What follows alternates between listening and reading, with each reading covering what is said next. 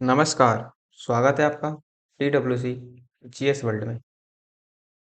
आज हम मध्यकालीन भारत के इतिहास के तहत अपने यूनिट नंबर 4 को कवर करेंगे और इसमें हमें पढ़ना है 14वीं और 16वीं शताब्दी में दिल्ली सल्तनत के प्रांतीय राजवंश कौन कौन से थे और दिल्ली सल्तनत के साथ साथ हम इन्हें किस में भी देखेंगे, हम मुगल में भी। मुगल कालीन भी ये सल्तनत चलेगी और वो कैसे चलेगी वो हमें देखना है। देखो, दिल्ली सल्तनत के दौरान जैसे जैसे जैसे आप देखेंगे मोहम्मद बिन तुगलक के समय में कुछ क्षेत्र क्या कर लेते हैं, अपनी स्वतंत्रता की घोषणा कर लेते हैं। तो उन्हीं राजवंशों के बारे में देखना है कि जो राजवंश आजाद हुए थे या जिन राजवंशों ने अपनी आजादी की घोषणा की थी दिल्ली सल्तनत के दौरान और मुगल साम्राज्य के दौरान। देखो, मुगल साम्राज्य के दौरान जिन्होंने अपनी स्वतंत्रता की घोषणा करी उसको देखेंगे हम अगले पार्ट में, यूनिट नंबर 5 में। और जो दिल्ली सल्तनत के दौरान जिन्होंने अपनी स्थापना की थी या जिन्होंने अपनी स्वतंत्रता की घोषणा की थी उसे आज यूनिट नंबर 4 के तहत देख लेंगे। हम इसको पूरा कर लेंगे और इसमें कौन कौन आएगा। इसमें आएंगे आपके बहमनी, बरार, अहमदनगर, बीदर, बीजापुर, गोलकुंडा, विजयनगर और अरीवाडू वंश। देखो, ये सारे के सारे वंश कहाँ मिलेंगे, ये सारे के सारे वंश जो पनपे वो पनपे दक्षिण भारत में। अब दक्षिण भारत का इतिहास हमें यहाँ भी देखना है। देखो, प्राचीन भारत में भी हमने दक्षिण भारत का इतिहास देखा था। अब मध्यकालीन भारत में भी हम दक्षिण भारत का इतिहास देखेंगे। इसको दो पार्ट्स में देखेंगे। यूनिट नंबर 4 आएगी आपकी और यूनिट नंबर 5 आएगी। कौन कौन सी होगी तो स्टार्ट करते हैं हम इसको। देखो, 14वीं और 16वीं शताब्दी के मध्य जो दिल्ली सल्तनत में प्रांतीय राजवंशों का उदय हुआ उनमें से थे बहमनी साम्राज्य, बरार, अहमदनगर, बीदर, बीजापुर, गोलकुंडा और गोलकुंडा के साथ साथ विजयनगर साम्राज्य। और इसी विजयनगर साम्राज्य में क्या होगा, कई वंश निकलेंगे। जैसे यहाँ पर आप देखेंगे विजयनगर साम्राज्य में सबसे पहले जो स्थापना की थी संगम वंश की, वो की थी हरिहर और बुक्का ने। दो भाई थे, हरिहर प्लस बुक्का। इन दोनों भाइयों ने मिलकर विजयनगर साम्राज्य की स्थापना की थी।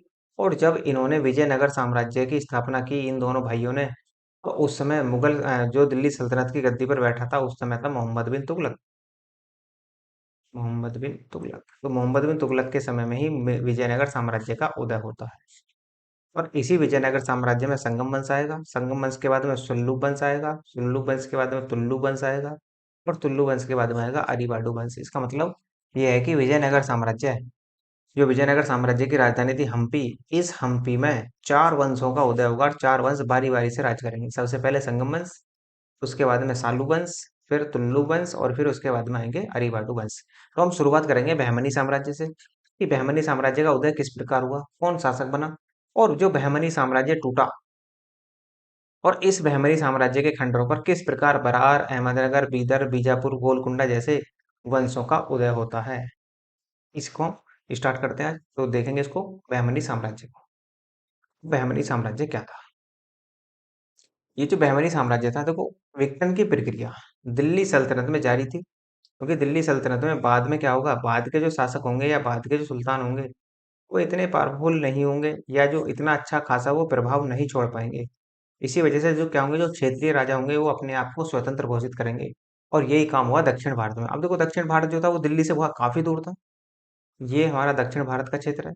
तो ये वाला जो क्षेत्र था, ये वाला जो क्षेत्र पूरा का पूरा दक्षिण भारत का क्षेत्र, इसमें क्या था कि दिल्ली थी यहाँ, तो इन्हें शासन करना थोड़ा सा कठिन पड़ जाता था। यहाँ से आता विंध्याचल को पार करना, सतपुड़ा को पार करना, जब जाकर दक्षिण भारत हाथ लगता था इनके। तो इसी वजह से इनको सल्तनत काल में क्या होगा कि दिल्ली से दक्षिण भारत राज करना बड़ा कैड़ा पड़ रहा था। और इसी वजह से मोहम्मद बिन तुगलक जो था उसने अपनी राजधानी दिल्ली से उठाई और कहाँ ले गया, सीधी दक्षिण भारत दौलताबाद ले गया। इसी वजह से दौलताबाद भी लाया था ताकि दक्षिण भारत पर कंट्रोल किया जा सके। लेकिन परिस्थितियां क्या हुई, परिस्थितियां बिल्कुल उल्टी हो गई। जब राजधानी दौलताबाद आई दिल्ली से, तो दिल्ली के आसपास क्षेत्रों में क्या हुआ, विद्रोह शुरू हो गए। तो फिर से क्या करा गया, दिल्ली को राजधानी दिल्ली दौलताबाद राजधानी बनी थी उसको फिर से कहाँ ले जाया गया, फिर से दिल्ली ले जाया गया। तो ये एक मोहम्मद बिन तुगलक की सबसे बड़ी भूल भी साबित हुई थी। तो इसके बारे में हम देखते हैं, बहमनी साम्राज्य के बारे में। तो देखो, संपूर्ण सल्तनत काल में जो पूरा सल्तनत काल चलेगा कब से, 1206 से 1526 के बीच में, ये जो संपूर्ण चलेगा दिल्ली सल्तनत चलेगा इस बीच में। तो इसमें उड़ीसा, कश्मीर। उड़ीसा और कश्मीर दो ऐसे प्रांत रहे जो दिल्ली सल्तनत में भी मिले ही नहीं। इसका मतलब वे दिल्ली सल्तनत से बिल्कुल पूरी तरीके से स्वतंत्र रहे थे। दिल्ली सल्तनत का विघटन क्या हुआ, दक्षिण भारत से ही शुरू होता है। इसमें सबसे पहले अपनी स्वतंत्रता की जो घोषणा करेगा वो कौन करेगा, बहमनी साम्राज्य ही करेगा। मोहम्मद बिन तुगलक के समय में ही मथुरा के गवर्नर, एक मथुरा का गवर्नर था जिसका नाम था जलालुद्दीन एहसान शाह, ने विद्रोह कर दिया।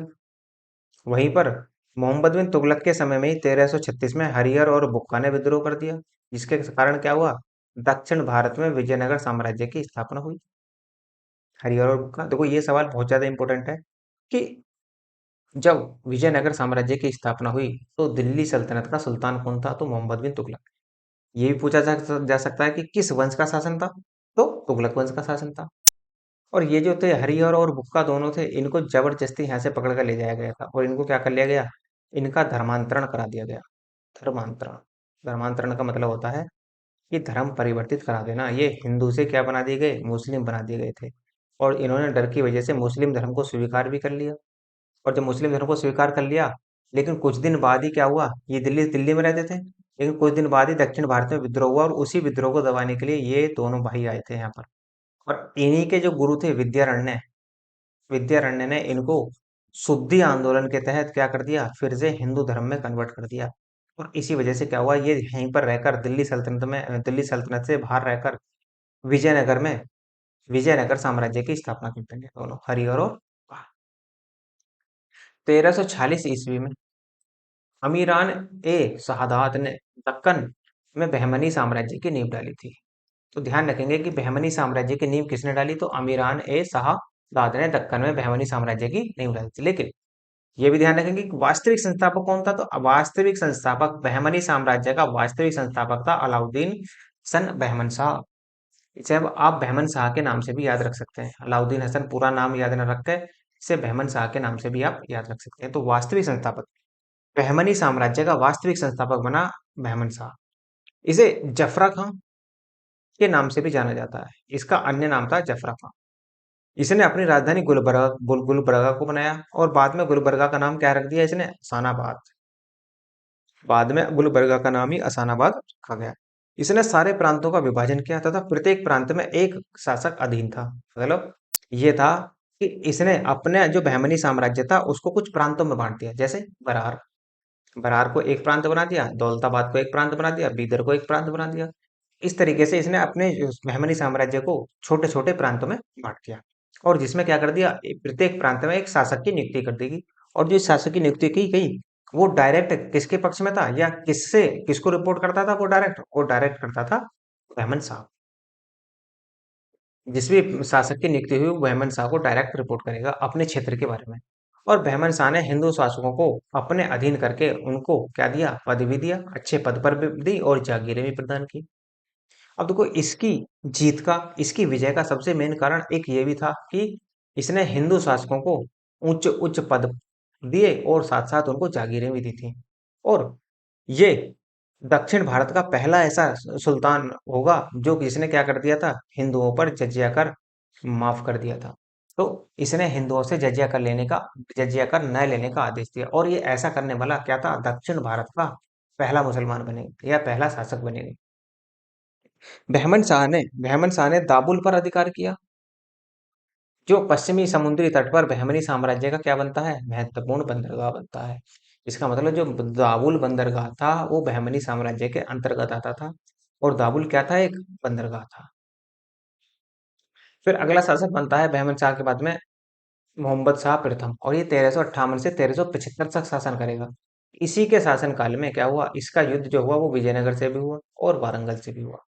विजयनगर और वारंगल दोनों से युद्ध हुआ, लेकिन ये क्या हुआ, इन दोनों ही युद्धों में क्या हो जाता है, जीत जाता है। विजयनगर को भी जीत लेता है और वारंगल को भी जीत लेता है। इसी के काल में पहली बार भारत में बारूद का प्रयोग हुआ था। ध्यान रखेंगे कि भारत में पहली बार बारूद का प्रयोग कब हुआ, तो बारूद का प्रयोग हुआ पहली बार बहमनी साम्राज्य में। बहमनी साम्राज्य में किसने करा था, तो मोहम्मद शाह प्रथम ने इसको प्रयोग किया था। तो बारूद का प्रयोग दक्षिण भारत में पहली बार हुआ। लेकिन ये ध्यान रखना कि तोपों का प्रयोग पहली बार कब हुआ, तोपों का तोपों का प्रयोग किया था बाबर ने। कब, पानीपत के प्रथम युद्ध में। पानीपत के प्रथम युद्ध में बाबर ने तोपों का युद्ध किया था 1526 ईस्वी में। फिर अगला शासक बनेगा ताजुद्दीन फिरोज शाह। ये 1397 से 1422 तक शासन करेगा। सर्वाधिक विद्वान सुल्तान माना जाता है इसको। इसने ईरान, इराक और अरब के एशियाई देशों से मुसलमानों को आमंत्रित किया था और स्थायी रूप से इसने क्या कहा था, भारत में बसने के लिए भी कहा। जो इसकी क्या होती है, सबसे बड़ी भूल भी साबित होती है इसकी, ताजुद्दीन फिरोज शाह की। क्यों? क्योंकि जो देखो, जो लोग बाहर से आएंगे, क्या उनको वहाँ के क्षेत्रीय लोग एक्सेप्ट करेंगे? वो कभी भी एक्सेप्ट नहीं करेंगे। क्यों? क्योंकि जो बाहर से लोग आएंगे वो उनके संसाधन वगैरह पर क्या करेंगे, अधिकार करेंगे। इसी वजह से क्या होता है कि इसके राज में, ताजुद्दीन फिरोज शाह के राज में ही क्या हो जाता है, बहमनी साम्राज्य दो भागों में बढ़ जाता है। एक तो थे अमीर वर्ग और दूसरे थे दक्कनी वर्ग। तो अमीर वर्ग और दक्कनी वर्ग, इसकी इस नीति की वजह से ही कि बाहर से मुसलमान लाकर ये बसाएगा, इसकी इस नीति की वजह से ही बहमनी साम्राज्य के लोग दो वर्गों में बट गए। यही इसके क्या बनता है, पतन का कारण भी बनेगा। इसने प्रशासन में बड़े पैमाने पर हिंदुओं को पद दिया, इसने भी पद दिया। जैसे बहमन शाह ने पद दिया, इसने भी पद दिया, फिरोज शाह ने भी। तो दौलताबाद में इसने एक वेधशाला का निर्माण करवाया था। ये ध्यान रखेंगे कि दौलताबाद में वेधशाला का निर्माण किसने करवाया। भीमा नदी के तट पर इसने फिरोज शाह नगर की स्थापना की।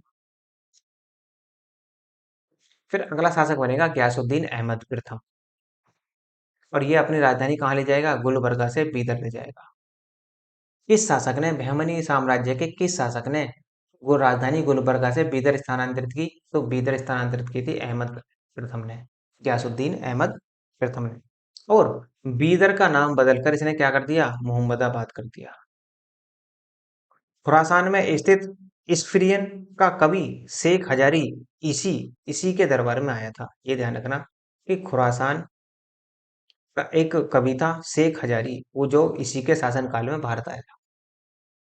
इसका शासन जो था वो न्याय के लिए प्रसिद्ध था, मतलब अपनी न्याय प्रियता के लिए ये जाना जाता था। जैसे गुप्त काल में चंद्रगुप्त विक्रमादित्य अपने न्याय के लिए जाने जाते थे, उसी प्रकार से बहमनी साम्राज्य में ये अपने न्याय के लिए प्रसिद्ध था। इसे अहमद शाह अली और संत अहमद भी कहा जाता है। इसको उपाधियां दी गई थी, इसे अहमद शाह अली की और संत अहमद की भी इसे उपाधि दी गई। फिर अगला शासक बनता है अलाउद्दीन अहमद शाह द्वितीय। ये 1436 से 1458 तक शासन करेगा। इसके समय में विदेशियों का आगमन क्या हो जाता है, बहुत ज्यादा बढ़ जाता है, कि विदेशी बहुत ज्यादा आते हैं इसके समय में।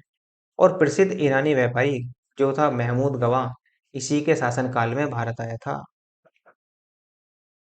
और इसे मलिक उल तुज्र की उपाधि दी गई थी। जो महमूद गवा था, महमूद गवा को किसकी उपाधि मिली, मलिक उल तुजूर की उपाधि मिली, जो किसके समय में आया था, अलाउद्दीन अहमद शाह द्वितीय के शासनकाल में दक्षिण भारत या भारत आया था। इसने मस्जिदें, सार्वजनिक अस्पताल और विद्यालय बनवाए थे, अलाउद्दीन अहमद शाह द्वितीय ने। इसने बीदर के दो गांवों को अस्पताल के लिए भी दान में दे दिया था। तो गांव को दान में देने का मतलब क्या है, गांव को दान में देने का मतलब ये है कि जो गांव दान में दिए गए हैं, उनसे जो राजस्व आएगा, उनसे जो राजस्व मिलेगा वो कहाँ जाएगा, वो सब जिसके लिए वो दान दिए गए वहां पर राजस्व जमा होता था, वो राजा के खजाने में जमा नहीं होता था। हालांकि एकाधिकार अंतिम रूप से किसका था, वो राजा का ही होता था। हुमायूं, हुमायूं को कंपेयर आप मुगल साम्राज्य से मत कर लेना। ये दक्षिण भारत में भी था एक हुमायूं। 1458 से 1461 तक शासन करेगा ये बहुत ही क्या था, क्रूर शासक था। अब देखो, और यदि आप मुगल साम्राज्य से इसे रिलेट करते हैं तो ये बहुत बड़ी भूल साबित हो सकती है। देखो, एक बात बताओ कि जो बाबर था, बाबर का पुत्र था हुमायूं। बाबर का जन्म कब हुआ था, 14 फरवरी 1482 ईस्वी को। अब देखो, ये समय काल कब का है, 1458 से 1461 तक का। तो इसका मतलब क्या है, हुमायूं के तो फादर का भी जन्म नहीं हुआ, तो हुमायूं का जन्म कब होगा, तो ये क्या है कि ये बिल्कुल अलग था। हुमायूं दक्षिण भारत में था, लेकिन ये मुगल साम्राज्य से संबंधित इसका इसका संबंध नहीं था। जब ये शासन कर रहा था उस टाइम पर तो मुगलों का क्या था, भारत में आगमन भी नहीं हुआ था। तो इसी वजह से ये अलग है बिल्कुल। ये बहुत ही क्रूर शासक था, इसे जालिम की उपाधि दी गई। मतलब कुल मिलाकर बात इतनी थी कि अत्याचार ज्यादा करता था ये जनता पर, इसी वजह से इसे क्रूर शासक की संज्ञा या जालिम शासक की संज्ञा भी दी गई। इसने प्रशासनिक परिषद का गठन किया था, और इसे दक्कन का नीरो कहा जाता है। ये ध्यान रखेंगे कि दक्कन का नीरो किसे कहा जाता है, तो हुमायूं को। और इसका प्रधानमंत्री हुआ महमूद गवा। अगला शासक बनेगा मोहम्मद तृतीय और 1463 से 1482 तक शासन करेगा। इसने अपना वजीर किसे बना दिया? महमूद गवा को। और इसे ख्वाजा जहां की उपाधि दी थी। तो ये भी आप ध्यान रखेंगे कि ख्वाजा जहां की उपाधि किसे मिली? तो महमूद गवा को। महमूद गवा को ख्वाजा जहां की उपाधि किसने दी? तो मोहम्मद तृतीय ने इसको उपाधि दी थी। 4 सदस्यीय परिषद को घटाकर इसने क्या कर दिया? 3 सदस्य कर दिया, जिसमें क्या थे? एक तो महमूद गवा, इसका वजीर, एक राजमाता थी नरगिस बेगम, और खुद सुल्तान हुआ करता था। तो जो 4 सदस्यीय परिषद होती थी, जो निर्णय लेती थी सभी सभी कामों पर, या सभी जो भी काम होते थे इनके साम्राज्य में, उन पर सब पर निर्णय लेने का अधिकार किसका था? इस 4 सदस्यीय परिषद का था, जिसको क्या कर दिया गया? इसके समय में आकर 3 सदस्य ही बना दिया गया। तो अंतिम निर्णय इन तीनों के पास था। इन तीनों में से जो भी निर्णय लिया जाएगा वही क्या होगा? अंतिम निर्णय माना जाता था। जब ये गद्दी पर बैठा तब इसकी उम्र कितनी थी? केवल केवल 9 साल का था ये। महमूद गवा धीरे धीरे शक्तिशाली होता चला गया और बाद में इसे पेशवा की पदवी दे दी गई कि अब ये क्या हो गया? अब क्या कहलाएगा? ये दक्षिण भारत में से पेशवा कहा जाने लगा। और महमूद गवा ने ही मालवा को जीता था। मालवा कहाँ है? एमपी में, वर्तमान एमपी में।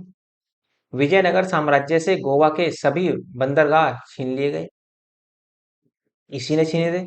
और नव विजित प्रदेशों सहित भूतपूर्व 4 प्रांतों को अब किसमें बांट दिया गया? 8 प्रांतों में बांट दिया गया। इसका मतलब ये था कि जो 4 प्रांत थे बहमनी साम्राज्य में, जो 4 प्रांत थे कौन कौन से थे? बरार, गुलबर्गा, दौलताबाद और तेलंगाना। ये 4 प्रांतों में बटा हुआ था बहमनी साम्राज्य। अब क्या कर दिया? देखो, जब इनका क्षेत्र बड़ा हो गया, बरार का, गुलबर्गा का, दौलताबाद का और तेलंगाना का जब क्षेत्र बड़ा हो गया, तो इन्हीं को क्या कर दिया? बांट दिया गया दो दो भागों में। जैसे बरार को बांटा इसने ग्वाली और मछुआरा में, 2 प्रांतों में बांट दिया। उसी तरीके से गुलबर्गा को गुलबर्गा और बीजापुर में बांट दिया। फिर दौलताबाद को इन्होंने एक दौलताबाद और दूसरा जुन्नार के नाम से बना दिया। और ऐसी तेलंगाना का एक क्षेत्र राजमुंद्री और दूसरा वारंगल को बनाया। तो इसी प्रकार 4 क्षेत्र किसमें बन गए? 4 क्षेत्र बदल गए 8 क्षेत्रों में, या 8 प्रांतों में बदल गए। इसने प्रत्येक प्रांत से थोड़ी थोड़ी जमीन लेकर उसे किसमें बदल दिया? खालसा भूमि में बदल दिया। खालसा भूमि कैसी होती थी? सरकारी भूमि को खालसा भूमि कहा जाता था।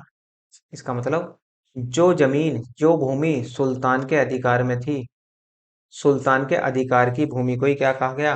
खालसा भूमि कहा गया। बस इतना ध्यान रखना है आपको। ग्रामों की सीमाएं निर्धारण की गई, लगान निर्धारण की जांच की गई कि लगान वास्तव में जो लिया जा रहा है वो सही लिया जा रहा है या नहीं, उसकी भी जांच की गई। महमूद गवा ने 2 ग्रंथों की रचना की थी, ये आप ध्यान रखेंगे कौन कौन से। एक तो था रोजत उल इंसा, दूसरा था दीवान ए इंसा। ये आप ध्यान रखना कि रोजत उल इंसा की ग्रंथ की रचना किसने की? तो महमूद गवा ने। दीवाने ए आत्र की रचना किसने की? तो महमूद गवा ने की थी। महमूद के शासनकाल में रूसी यात्री कौन आया था? निकितन। निकितन भारत आया था। गवा ने ईरान, इराक, मिस्र, टर्की के सुल्तानों के साथ पत्र व्यवहार किया था। देखो, पहले फोन वगैरह तो थे नहीं, तो पत्राचार होता था। एक क्षेत्र से पत्र दूसरे क्षेत्र में जाता था। तो ऐसी प्रक्रिया भारत में आगे बढ़ाने का काम किसने करा? महमूद गवा ने। और इसी महमूद गवा ने ईरान के शासक, इराक के शासक, मिस्र के शासक, तुर्की के शासक, अब तो तुर्की का नाम क्या हो गया है? तुर्की। तुर्की, तुर्की इसका नया नाम हो गया, तुर्की का। और अफाकियों और दक्कनियों ने राजा के कान भरकर क्या कर दिया? महमूद गवा को राजद्रोह के आरोप में फांसी लगवा दी। तो ये तो होगा, ये तो देखो हर हर क्षेत्र में होता है। यदि कोई व्यक्ति आगे निकल जाए, तो आगे निकल जाने के कारण क्या होगा? जो इसके आसपास के लोग होंगे, जो इसके पास के लोग होंगे, वो हमेशा उस व्यक्ति से जलेंगे। और उस व्यक्ति से जलने के कारण क्या होगा? अफाकियों और दक्कनियों ने खुद राजा के कान भर दिए, और राजा के कान भरने के कारण क्या हुआ? इस महमूद गवा पर राजद्रोह का आरोप लगाया गया, और राजद्रोह के आरोप में इसे फांसी की सजा दे दी गई, और महमूद गवा की कहानी समाप्त हो जाती है यहाँ से। अब देखो, जो जो था आपका बहमनी साम्राज्य जो टूटा, वो 5 क्षेत्रों में टूटा। जैसे बरार, अहमदनगर, बीदर, गोलकुंडा, बीजापुर। ये क्या थे? सब ये सब प्रांत थे। और इन्हीं प्रांतों ने धीरे धीरे जैसे जैसे केंद्रीय सत्ता कमजोर होती चली गई, उसी प्रकार उन्होंने अपने आप को क्या कर दिया? स्वतंत्र घोषित कर दिया। जैसे बरार में अपने आप को स्वतंत्र घोषित करा था फतेहुल्ला महमूद शाह ने। और इसने अपनी राजधानी किसे बनाया था? तो राजधानी बनाया था एलिचपुर को। ये राजधानी होगी, राजधानी। और ये जो था ये शासक था, ये ध्यान रखेंगे। उसी प्रकार अहमदनगर में स्वतंत्र राज्य की स्थापना किसने की? मलिक अहमद ने। और इसने अपनी राजधानी किसे बनाया? जुनार। फिर उसी प्रकार से बीदर, बीदर में स्वतंत्र राज्य की स्थापना अमीर अली बरीद ने की थी और इसने अपनी राजधानी बीदर को ही बनाया। फिर है आपका गोलकुंडा। गोलकुंडा में स्वतंत्र राज्य की स्थापना अली कुली कुतुब शाह ने की थी, जिसकी राजधानी गोलकुंडा ही बनी थी। उसी प्रकार बीजापुर की स्थापना यूसुफ आदिल शाह ने की थी, बीजापुर में स्वतंत्र राज्य की स्थापना। और उसके साथ साथ इसने अपनी राजधानी बनाया था किसको? नौरस को। एक चीज और ध्यान रखना है, ये जो पॉइंट है ना आपके, ये वाले पांचों के पांचों पॉइंट वेरी वेरी इंपॉर्टेंट है।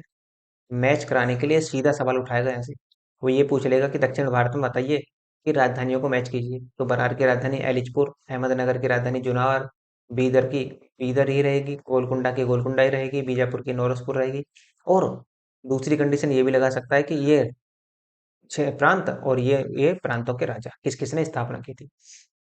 तो मैच कराने के लिए यहाँ से बड़ा अच्छा सवाल पूछा जाता है। तो इस वजह से यदि आप कुछ भी याद न रख पाओ ना, तो कम से कम इस स्लाइड को तो जरूर ही याद रखना कि इस तरीके से सवाल बनेंगे, वो यही स्लाइड बता देगी आपको। नेक्स्ट, अब देखो वन बाई वन पढ़ लेते हैं सबको। बरार, बरार यहाँ पर इमाद शाही वंश चल रहा था। सर्वप्रथम बहमनी राज्य से अलग होने वाला राज्य था ये। बहमनी राज्य से यदि सबसे पहले कोई राज्य अलग हुआ, वो था आपका बरार। इसकी दो राजधानियां थी, एक तो थी एलिचपुर और दूसरी बनी ग्वालियर। तो दो राजधानी आपको याद रखनी है। फतेहुल्लाह या इमादुल मुल्क, यह एक विजयनगर का ब्राह्मण था। बाद में इसने इस्लाम धर्म कबूल कर लिया था और इसी के नाम पर इस वंश का नाम क्या पड़ा? इमाद शाही वंश भी पड़ा। ये आप ध्यान रखना थोड़ा सा कि किसके नाम पर इमाद शाही वंश कहा गया है इसे। तो फतेहुल्लाह के नाम पर या इमादुल मुल्क के नाम पर ही इसे इमाद शाही वंश के नाम से जाना गया। किसको? बरार को। महमूद गवा के समय में ग्वालीगढ़ का तरफदार नियुक्त किया गया था इसे। 1504 में फतेहुल्लाह खां की मृत्यु हो जाती है। इसके बाद इसका पुत्र कौन है? अलाउद्दीन। इसका पुत्र अलाउद्दीन गद्दी पर बैठता है और बरार को यह विस्तृत रूप प्रदान करता है। मतलब कहने का यह है कि बरार का विस्तार यदि किसी के समय में हुआ, तो बरार का विस्तार सबसे अधिक अलाउद्दीन के समय में हुआ। और इसके बाद इसका पुत्र दरिया इमाद शाह सुल्तान बनता है।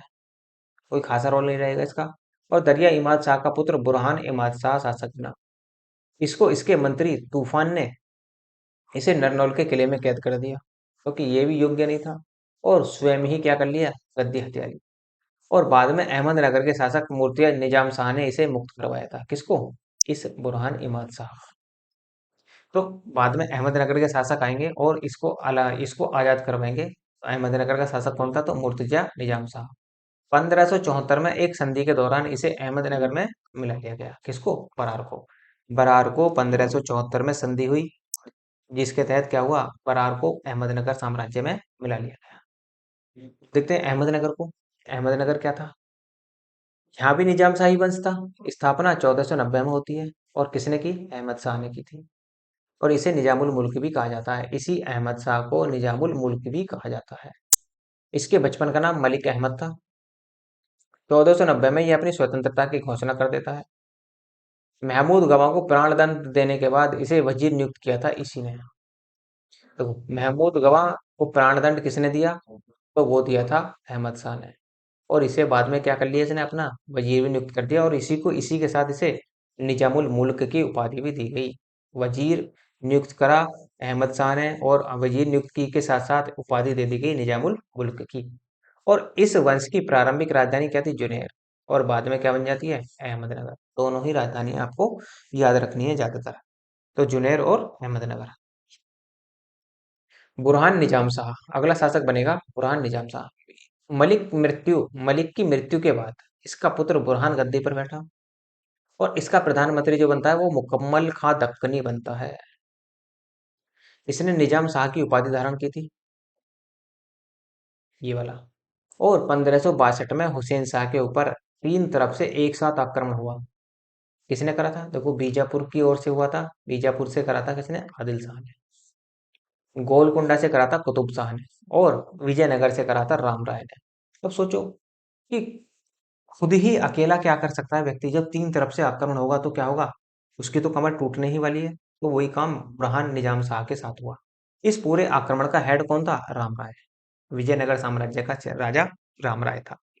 इन सेनाओं ने आमतौर पर अहमदनगर के निवासियों और विशेष रूप से मुसलमानों को बुरी तरीके से लूटा। हुसैन निजाम शाह 1565 में विजयनगर के विरुद्ध मुस्लिम संघ में क्या हो गया, शामिल हो जाता है। मजबूरी थी इसकी मुस्लिम संघ में शामिल होना। देखो, चारों तरफ से क्या हो रहा था, आक्रमण हो रहा था इसके पास। और जो अगला शासक बनता है वो बनता है मुर्तजा निजाम शाह।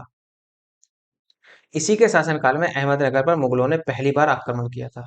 ये आप ध्यान रखेंगे कि जब मुगलों ने अहमदनगर पर आक्रमण किया तो उस समय वहां का सुल्तान कौन था, तो मुर्तजा निजाम शाह।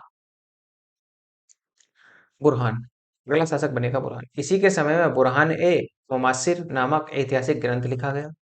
और इसी के शासनकाल में बीजापुर का सुल्तान आदिल शाह द्वितीय ने भी आक्रमण किया था। तो बीजापुर के सुल्तान आदिल शाह द्वितीय ने किसके समय में आक्रमण करा, तो बुरहान के।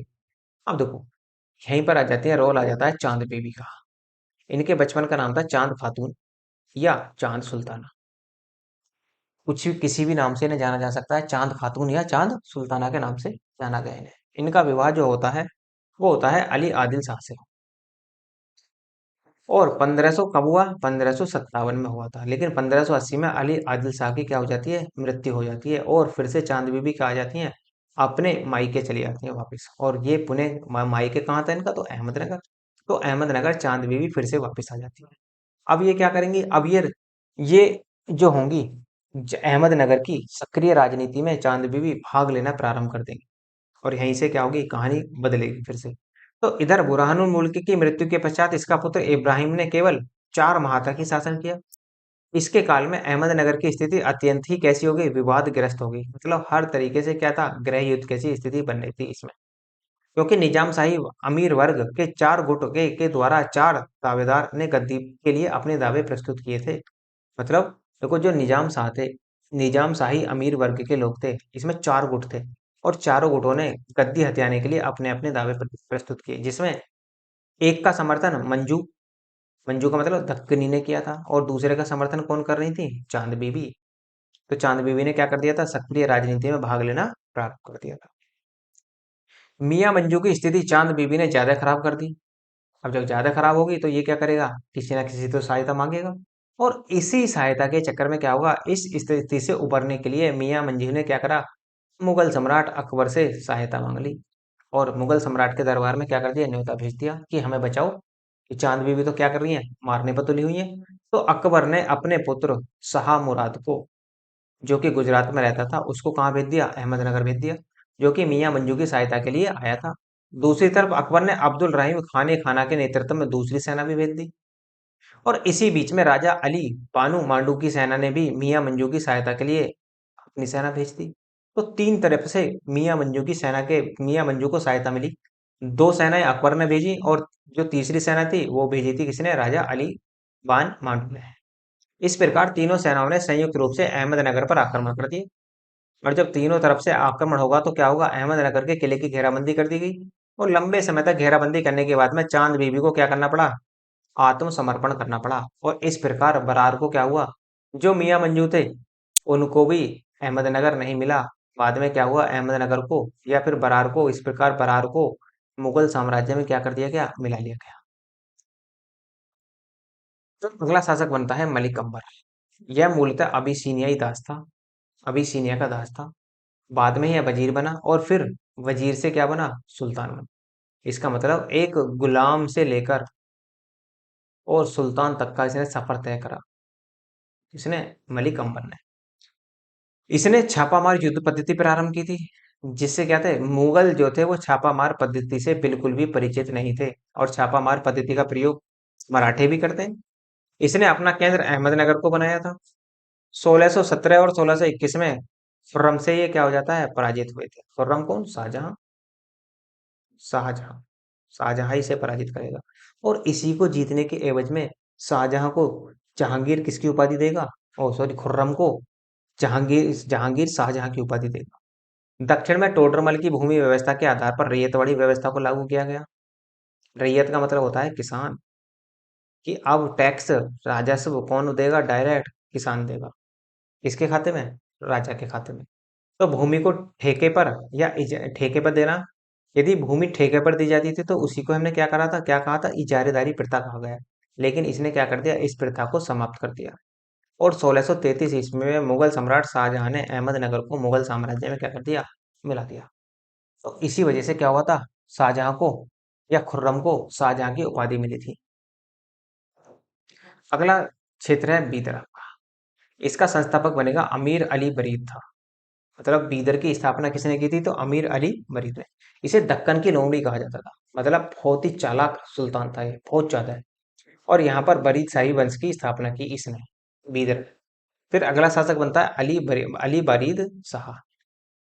और जो अली बरीद होगा, इसने मित्र राज्यों के साथ मिलकर कृष्णा और तुंगभद्रा नदी के किनारे विजयनगर पर आक्रमण किया। जिसमें क्या हुआ, देखो जब ये कई शासक मिल जाएंगे तो विजयनगर की हार हो जाएगी। विजयनगर हार जाएगा। अब देखो विजयनगर आगे आने वाला है, विजयनगर के बारे में हम फुल डिटेल के साथ देखेंगे, क्योंकि वहां से क्वेश्चन ज्यादा बनने के चांसेस पूरे होते हैं।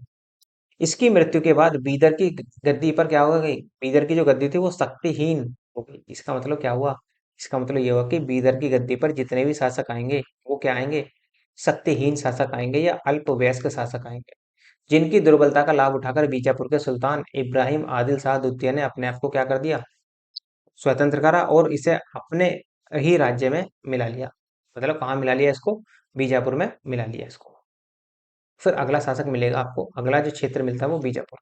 यहाँ पर भी आदिल शाही वंश चल रहा था। यहाँ का शासक कौन था, तो यूसुफ आदिल खान था।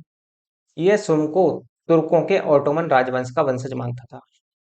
अब देखो, ऑटोमन साम्राज्य कहाँ चल रहा था, तो ऑटोमन साम्राज्य चल रहा था जो आपके पश्चिमी एशिया है ना, पश्चिमी एशिया में ऑटोमन साम्राज्य चल रहा था। पश्चिमी एशिया में जैसे आपका तुर्की, तुर्की तो नहीं कहेंगे, अब तो तुर्की कहेंगे। तो तुर्की और इसके आसपास के जो क्षेत्र थे उन्हीं में ही चल रहा था क्या, ऑटोमन साम्राज्य।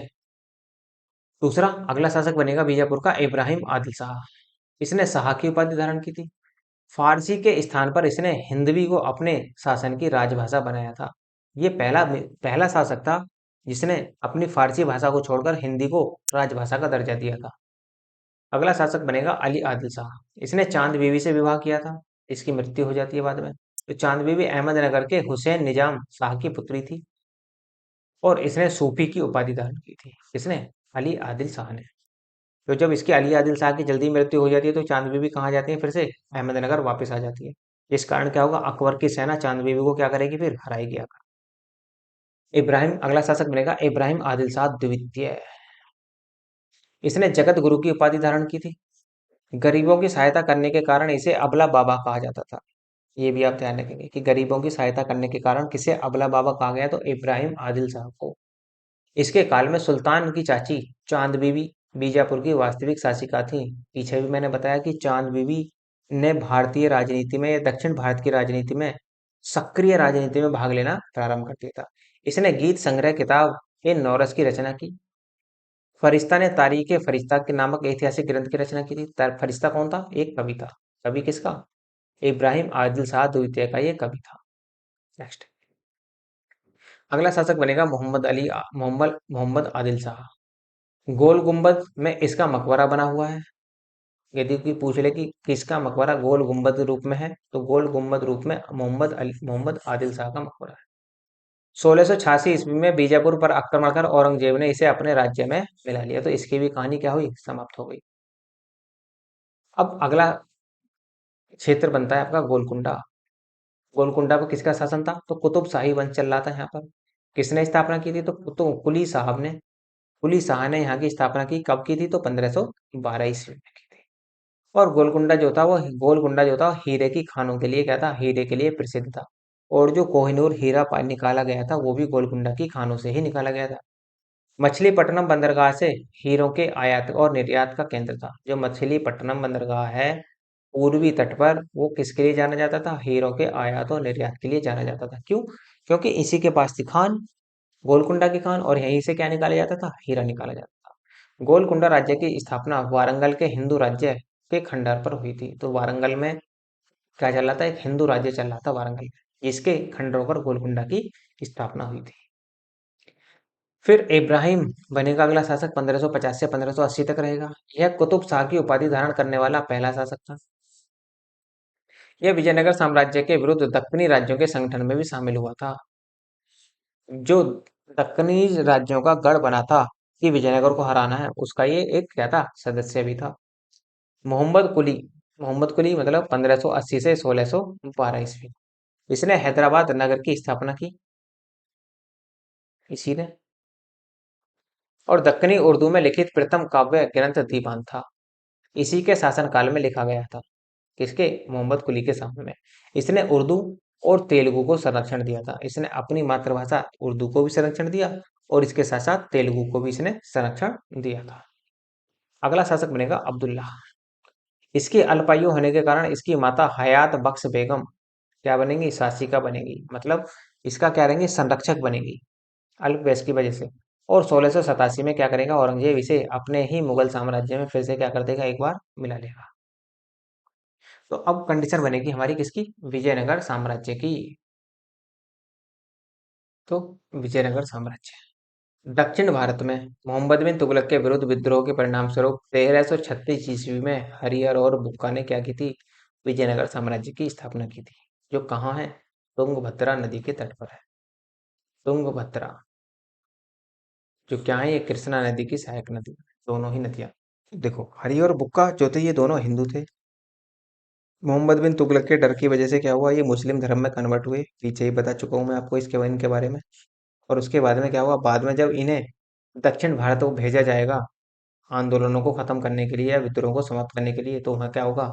बाद में ये फिर से अपने गुरु विद्यारण्य की सहायता से क्या करेंगे? ये अपने आप को पहले तो हिंदू धर्म में कन्वर्ट करेंगे और फिर अपनी स्वतंत्रता की घोषणा कर देंगे। और इसी स्वतंत्रता की घोषणा करने के बाद में ये विजयनगर साम्राज्य की स्थापना करेंगे। कब? 1336 में। यह साम्राज्य तुंगभद्रा नदी के तट पर था और इनकी राजधानी क्या थी? हम्पी, या इसी को क्या कहा नाम दिया गया? हस्तिनावती भी नाम दिया गया इसी को। हरिहर और बुक्का दो कांपिल्य राज्य के मंत्री थे। इससे पहले ये काकतीय वंश के सामंत थे। तो जो पहले काकतीय हिंदू वंश चल रहा था एंशियंट हिस्ट्री में, तो वो ये सामंत के रूप में काम करते थे। और सामंत ही क्या करते हैं? अपने आप को स्वतंत्रता की घोषणा करेंगे सामंत ही बाद में आकर। तो मोहम्मद बिन तुगलक के शासनकाल में विद्रोह हुआ। इस विद्रोह का नेता कौन था? बहाउद्दीन यसुफ था। तो बहाउद्दीन यहाँ यह भागकर दक्षिण भारत में हरिहर और बुक्का के घर में रहने लगा, जो बहाउद्दीन था। लेकिन बाद में क्या? मोहम्मद बिन तुगलक ने इसे पकड़कर तो मरवा दिया, लेकिन जो हरिहर और बुक्का थे इनको, इन दोनों को कहाँ ले गए? ये मोहम्मद बिन तुगलक। मोहम्मद बिन तुगलक अपने साथ दिल्ली ले गया। इसके परिणाम स्वरूप हरिहर और बुक्का को जबरन इस्लाम धर्म स्वीकार करवाया गया और मोहम्मद बिन तुगलक इन्हें दिल्ली ले गया। कुछ समय बाद जब दक्षिण भारत में विद्रोह हुआ, तो इसमें क्या हुआ? इसको दबाने के लिए हरिहर और बुक्का को दक्षिण भारत भेजा गया। और दक्षिण भारत में ही आने के बाद ही क्या करेंगे? इनके गुरु विद्यारण्य ने इनका क्या कर दिया? शुद्धिकरण कर दिया। शुद्धिकरण का मतलब ये है कि जो ये पहले हिंदू धर्म थे, ये हिंदू थे, जो जिसकी डर की वजह से, मोहम्मद बिन तुगलक के डर की वजह से क्या कर लिया इन्होंने? इस्लाम धर्म स्वीकार कर लिया। बाद में इनके गुरु के कहने पर, और इनके गुरु ने इनका शुद्धिकरण करा और इनको फिर से किस में कन्वर्ट कर दिया? हिंदू धर्म में कन्वर्ट कर दिया। तुंगभद्रा नदी के तट पर स्थित अनेकोंडी के सामने विजयनगर साम्राज्य की स्थापना हुई।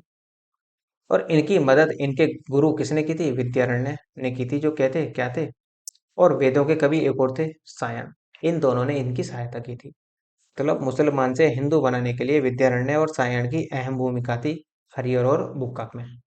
विजयनगर की प्रारंभिक राजधानी अनेकोंडे बनेगी, फिर बेनुकोंडे हो जाएगी और फिर चंद्रगिरी हो जाएगी। पहले अनेकोंडी, फिर बेनुकोंडी और फिर चंद्रगिरी हो जाएगी। विजयनगर साम्राज्य पर चार राजवंशों ने लगभग 300 वर्षों तक शासन किया। चार राजवंश कौन थे? तो पहला था संगम वंश, दूसरा सुल्लू वंश, तीसरा तुल्लु वंश और चौथा बनेगा आपका हरिवाडु वंश। अब देखो, ये इंपॉर्टेंट है, बहुत ज्यादा है, वेरी वेरी इंपॉर्टेंट है। कभी कभी तो सीधा क्रम पूछ लेता है कि क्रम लगाओ, तो पहले कौन सा काल आया, कौन सा वंश आया, सुल्लू आया, तुल्लु आया, या फिर हरिवाडु वंश आया, ये आप यहाँ पर थोड़ा सा ध्यान रखेंगे। और यहाँ पर किस वंश की स्थापना किसने की? जैसे संगम वंश की, विजयनगर साम्राज्य में संगम वंश की स्थापना किसने की? तो हरिहर और बुक्का ने। उसी तरीके से विजयनगर साम्राज्य में सुल्लू वंश की स्थापना किसने की? तो नरसिंह सुल्लू ने। तुल्लु वंश की स्थापना किसने की? वीर नरसिंह ने। और अरिवाडु वंश की स्थापना किसने की? हरिवाडु वंश की स्थापना की फिरूमल ने। तो संगम वंश कब से कब तक चलेगा? 1336 से 1356 तक चलेगा। इस वंश की स्थापना हरिहर और बुक्का ने की थी, जबकि सबसे ज्यादा प्रयास किसने किया था? हरिहर। देखो, पहला राजा भी कौन बनेगा यहाँ पर? हरिहर ही बनेगा। तो सबसे पहला प्रयास हरिहर ने किया था। या ये कह लें कि हरिहर और बुक्का में से सबसे ज्यादा प्रयास किसने करा? तो सबसे ज्यादा प्रयास किया था हरिहर। इस वंश का पहला राजा हरिहर प्रथम बना। इसने 1336 से 1356 तक शासन किया। इसने 1346 में ही होयसल को अपने साम्राज्य में मिला लिया। जो होयसल साम्राज्य चल रहा था इन्हीं के बराबर में, उसको अपने साम्राज्य में मिला लिया। फिर अगला शासक बनेगा बुक्का प्रथम, 1356 से 1377 तक रहे। इसने वेद मार्ग प्रतिष्ठापक की उपाधि धारण की थी। वेद मार्ग प्रतिष्ठापक। इसने एक दूतमंडल चीन भी भेजा था। 1377 में इसने मदुरा पर आक्रमण किया और इसे विजयनगर साम्राज्य में क्या कर लिया गया, शामिल कर लिया गया। मदुरा कहाँ है, नीचे पड़ता है तमिलनाडु में। इसने बहमनी सुल्तान मोहम्मद शाह प्रथम के साथ युद्ध किया, लेकिन युद्ध में संधि हो गई और संधि में क्या हुआ, तुंगभद्रा नदी के दोआब का जो क्षेत्र था वो किसे मिल गया, मोहम्मद शाह प्रथम के पास रह गया था, जो को बुक्का प्रथम को देना पड़ा। संधि हुई थी तो संधि में कुछ ना कुछ तो देना पड़ेगा ही। तो इस तरीके से जो दोआब होता है, दोआब क्या होता है, दोआब होता है दो नदियों के बीच का क्षेत्र। मान लो ये वाला क्षेत्र, एक नदी ये है, एक नदी ये है, ये नदी यहाँ पर मिलके तो ये जो क्षेत्र है आपका ये वाला, ये ही दोआब क्षेत्र कहलाएगा। और ये दोआब क्षेत्र जो होता है ये बहुत ज्यादा उपजाऊ क्षेत्र होता है। क्यों? क्योंकि यहाँ नदियां क्या होती हैं, हर साल बाढ़ आती है नदियों में, और हर साल ये जो इसके आसपास के क्षेत्र की मिट्टी है ये हर साल नहीं हो जाती है। और जो नई मिट्टी होती है उसी को क्या कहते हैं हम ज्योग्राफी में, खादर। खादर मिट्टी पाई जाती है, और खादर मिट्टी जो होती है वो कृषि के लिए बहुत ज्यादा उपजाऊ होती है। इसके शासनकाल में जैन, बौद्ध, मुस्लिम, ईसाई धर्म को पूर्ण रूप से क्या देगी, स्वतंत्रता दे रखी थी। मतलब यदि कोई व्यक्ति जैन धर्म अपनाना चाहता है तो जैन धर्म अपना सकता है, कोई रोक टोक नहीं थी। कुल मिलाकर ये थी कि अपने धर्म की पूर्णतः स्वतंत्रता थी, जो जिस धर्म को मानता है मानो, कोई दिक्कत नहीं थी यहाँ पर। अगला शासक बनेगा हरिहर द्वितीय, तो 1377 से 1404 तक ये शासन करेगा। इस वंश का प्रथम शासक था जिसने महाराजा धीराज की उपाधि धारण की थी। कौन? हरिहर द्वितीय। इसने लंका के राजा से राजस्व तक वसूला था। इसका मतलब यह है कि श्रीलंका पर भी इसने क्या कर लिया था, एकाधिकार कर लिया था। रायचूर के दोआब को लेकर बहमनी साम्राज्य से झगड़ा होता था। इसी को लेकर बहमनी, फिरोज शाह और हरिहर द्वितीय के बीच युद्ध हुआ। इस युद्ध में हरिहर द्वितीय हार गया, और जब हार गए तो साम्राज्य भी खत्म। बदला लेने के लिए इसने अपनी सेना में तीरंदाजियों की भर्तियां की थी बाद में, और इस प्रकार इसने बेलगांव और गोवा को जीत लिया था। बल्कि किसको नहीं जीत पाया था, बहमनी साम्राज्य को नहीं जीत पाया था, लेकिन बेलगांव और गोवा दोनों को जीत लिया। बेलगांव कहाँ है, कर्नाटक में, और गोवा तो जानते हैं गोवा एक राज्य है भारत का। अगला शासक बनेगा देवराय प्रथम, जो 1406 से 1422 तक शासन करेगा। इसके राजा बनते ही फिरोज शाह ने फिर से विजयनगर साम्राज्य पर आक्रमण कर दिया, और इसी को लेकर देवराय प्रथम को आभूषणों आभूषण और हाथी के रूप में 10 लाख रुपए का हर्जाना तक देना पड़ा था। किसको? कृष्ण देव राय। और अपनी लड़की की शादी करानी पड़ी किसके साथ? फिरोज शाह तुगलक के साथ। इतना कुछ होने के बाद भी आभूषण दिए, हाथी दिए, 10 लाख का जुर्माना दिया, और प्लस पुत्री भी देनी पड़ी। पुत्री की शादी फिरोज शाह तुगलक से इन्हें करानी पड़ी। इससे भी ज्यादा रायचूर का दोआब का क्षेत्र, बांकापुर भी को भी इसको क्या देना पड़ा, ये भी इनको देना पड़ा। तो जो सबसे क्षेत्र जो जो सबसे ज्यादा उपजाऊ क्षेत्र था, जो इनकी आय का मुख्य साधन था, वो भी क्या हुआ, राम राय के या देव राय के हाथों से निकल गया। इसके बाद इसने कल्याणकारी योजनाएं बनाई, जैसे तुंगभद्रा नदी पर बांध बनवाया, नहरें खुदवाई, पुल बनवाए। देखो आवागमन के लिए क्या जरूरी है नदियों पर? पुल।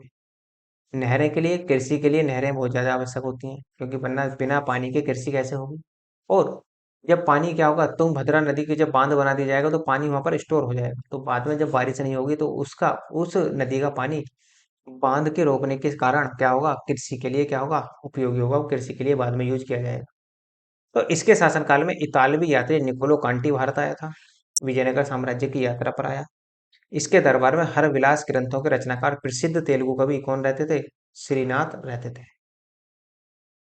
फिर अगला शासक बनेगा देवराय द्वितीय, महानतम शासक। इस वंश का महानतम शासक है, 1422 से 1440 तक शासन करेंगे। इस वंश का महानतम शासक थे, इंद्र का अवतार माना गया है। इसकी प्रजा ने इसे इम्मादी देवराय, प्रोण देवराय और महान देवराय जैसी उपाधियां दी थी। एक अभिलेख में इसे गजबेटकर भी कहा गया है, अर्थात गजबेटकर का मतलब होता है हाथियों का शिकार करने वाला। हाथियों का शिकार करने वाला कौन था? तो देवराय द्वितीय। अपनी सेना में इसने बहमनियों की तरह शक्तिशाली बनने के लिए इसने सेना में क्या करा था, मुसलमानों की भी भर्ती की थी। और मुसलमानों की भर्ती करने के साथ साथ उन्हें क्या दी थी, जागीरें भी दी थी। ईरानी यात्री अब्दुल रज्जाक इसी के शासनकाल में भारत आया। ये आप ध्यान रखेंगे कि अब्दुल रज्जाक किसके शासनकाल में भारत आया, तो देवराय द्वितीय के शासनकाल में ईरानी यात्री अब्दुल रज्जाक भारत आया था। पुर्तगाली यात्री नुनुइज के अनुसार क्विलिन श्रीलंका, पेंगू, तैनसिरिम और यूलिकट के राजा देवराय द्वितीय को कर देते थे। फिर से वही कंडीशन, भाई कोई का व्यक्ति कर क्यों दे रहा है? कर इसलिए दे रहा है क्योंकि उसको क्षेत्र को उसने क्या कर लिया, उस क्षेत्र को जीत चुका था। इसका मतलब क्विलिन, श्रीलंका, पेंगू, तैनसिरस और यूलिकट के राजा यदि देवराय को कर दे रहे हैं तो वो एकाधिकार क्षेत्र में आते थे उसके में। यह स्वयं भी विद्वान था। कौन? देवराय। इसने महानाटक सुधा निधि और बादरायण तक के ब्रह्मसूत्र पर भी टीका लिखा है। टीका का मतलब होता है किसी की व्याख्या कर देना, टीका टिप्पणी कर देना। फिर अगला शासक बनेगा मल्लिकार्जुन, 1446 से 1465 तक शासन करे। इसी के समय में विजयनगर साम्राज्य का क्या होगा? पतन प्रारंभ हो जाएगा। और चीनी यात्री माहुआन इसी के शासनकाल में भारत आए। चीनी यात्री माहुआन किस शासक के शासनकाल में भारत आया? तो मल्लिकार्जुन। जो कौन था? विजयनगर साम्राज्य का शासक था मल्लिकार्जुन। नेक्स्ट, विरूपाक्ष 65 से 85 तक शासन करेगा। इस वंश का अंतिम शासक होगा किसका? संगम वंश का। विजयनगर में व्याप्त अराजकता की स्थिति को देखकर साम्राज्य के एक शक्तिशाली सामंत नरसिंह सुल्लूभ ने सिंहासन पर क्या कर दिया? 1485 में अधिकार कर लिया। और नरसिंह ने ही क्या कर दी? संगम वंश के स्थान पर सुल्लू वंश की नींव डाल दी यहाँ पर। तो सुल्लू वंश अगला आपका वंश बनेगा। इस वंश की स्थापना नरसिंह सुल्लूभ ने की थी। इसने सेना को अधिक शक्तिशाली बनाने के लिए घोड़े कहाँ से मंगवाए थे? अरब से। देखो, मध्यकालीन भारत में मध्यकालीन भारत में जो घोड़े सबसे ज्यादा फेमस थे तो वो कहाँ के फेमस थे? अरब के। इसलिए घोड़े कहाँ से मंगवाए जाते थे युद्ध वगैरह के लिए? अरब से मंगवाए जाते। इसका विश्वासी सेनापति नरसा नायक था। फिर शासन की जिम्मेदारी, सारी जिम्मेदारी इसी के पास थी, नरसा नायक के। नरसिंह सुल्लूभ के अल्पवयस्क पुत्र का संरक्षक बनाया गया इसको। अगला शासक बनेगा इम्माडी नरसिंह। कालांतर में नरसा नायक ने संपूर्ण सत्ता पर अधिकार कर लिया और विजयनगर का वास्तविक संस्थापक बन गया। इम्माडी नरसिंह को पेनुकोंडा के किले में नजरबंद कर दिया गया बाद में आकर। और बाद में नरसा नायक ने चोल, पांड्य और चेर वंश के शासकों को भी हराया था युद्ध में। इन तीन शासकों को विजयनगर की प्रभु सत्ता स्वीकार करने के लिए इसने क्या करा था? बाध्य भी करा था इम्माडी नरसिंह ने। और नरसा नायक ने 1505 में अपने पुत्र वीर सिंह को गद्दी पर बिठाया। इसी ने सुल्लू नरेश इम्माडी नरसिंह की हत्या कर तुल्लु वंश की नींव डाली थी। तो इम्माडी नरसिंह की हत्या किसने की थी? तो वीर नरसिंह ने की थी। और जिसके कारण क्या हुआ? इस वंश में तुल्लु वंश की नींव डली। देखो, पहला कौन सा था? संगम वंश, फिर सुल्लू वंश और फिर आपका तुल्लु वंश आ जाता है। तो तुल्लु वंश छोटा सा है, देख लेते हैं। इस वंश को द्वितीय बलापहार भी कहा जाता है। 1509 में वीर नरसिंह की मृत्यु के बाद इसका पुत्र, इसका अनुज, अनुज का मतलब होता है छोटा भाई, छोटा भाई कृष्ण देवराय गद्दी पर बैठा। अब देखो, कृष्ण देवराय इस वंश का क्या है? तुल्लु वंश का कृष्ण देवराय सबसे महान शासक होगा। तो कृष्ण देवराय विजयनगर साम्राज्य के महानतम शासकों में से एक था। देखो, यदि विजयनगर साम्राज्य की बात करें तो महानतम शासकों में से एक, लेकिन यदि तुल्लु वंश की बात करें तो सबसे महान शासक कृष्ण देवराय था। इसने विजय और यश दोनों ही प्राप्त किया। इसने मतलब विजय भी की और अपना यश भी बढ़ाया चारों तरफ। 1520 में इसने बीजापुर को अपने एकाधिकार में ले लिया और समस्त रायचूर को दो आप को अपने क्षेत्र में ले लिया इसने। जो समस्त रायचूर का दो आप था वो भी इसने जीत लिया। बीदर और गुलबर्गा के बहमनी सुल्तान महमूद शाह को जेल से रिहा करवाकर बीदर की राजगद्दी पर इसे बैठाया। तो इस वजह से क्या हुआ? जो बीदर की राजगद्दी पर बैठा महमूद शाह, वो क्या हुआ? वो इसका क्या बन गया? ऋणी बन गया एक तरीके से। इसके पुर्तगालियों से अच्छे संबंध थे। फादर लुई जो पुर्तगाली था इसी के दरबार में आया था। फादर लुई किसके दरबार में आया? तो ये आपका कृष्ण देवराय के शासन का उसमें ही आया था, ये आपका दरबार में। फादर लुई को अबू बकर ने कालीकट के राजा जमोरिन के विरुद्ध युद्ध संबंधी समझौते करने और भटकल में एक कारखाना की अनुमति देने के लिए भी भेजा था। कृष्ण देवराय एक स्वयं विद्वान थे जिन्होंने क्या था? जामवंती कल्याणम नामक संस्कृत के नाटक की रचना की थी। देखो, ये सवाल पूछा गया था कि कृष्ण देवराय जो थे, जो देवराय थे, इनकी भाषा क्या थी? तो देवराय की भाषा क्या थी? संस्कृत थी। ये ध्यान रखेंगे। तो तेलुगु ग्रंथ अमुक्तमाल्यद अपने राजनीतिक विधाएं और प्रशासनिक नीतियों के लिए की विवेचना के लिए प्रसिद्ध थे। अपने विद्या प्रेम और विद्वानों के संरक्षण के कारण इसे अभिनव भोज कहा जाता है। कृष्ण देवराय के शासनकाल को तेलुगु साहित्य का क्या कहा जाता है? क्लासिक युग कहा जाता है। जैसे चित्रकला का काल किसे कहा जाता है? जहांगीर के काल को। स्थापत्य कला का काल किसे कहा जाता है? शाहजहां के काल को। तो उसी प्रकार से साहित्य का काल दक्षिण भारत में किसे कहा जाता है? कृष्ण देवराय के काल को, साहित्य के काल को क्लासिक युग के नाम से जाना जाता है। इसे आंध्र भोज के नाम से भी जाना जाता है। इसके दरबार में अष्ट दिग्गज मंत्री रहते थे, मतलब 8 मंत्रियों का समूह रहता था, जिनमें से एक पेडुन्ना था, जो इसका दरबारी कवि भी था। नेक्स्ट, इसने नांगलपुर नगर, हजारा और विट्ठल स्वामी मंदिर की स्थापना करवाई। डोमियोगो पायस और डुआर्ट बारबोसा इसके दरबार में आए थे। इन्होंने विवाह कर को समाप्त कर दिया। कृष्णदेवराय ने दोनों पक्षों पर लगाया जाता था, जो जो जब विवाह होता था तो पुत्र जो था, वर और वधु दोनों तरफ से कर लिया जाता था।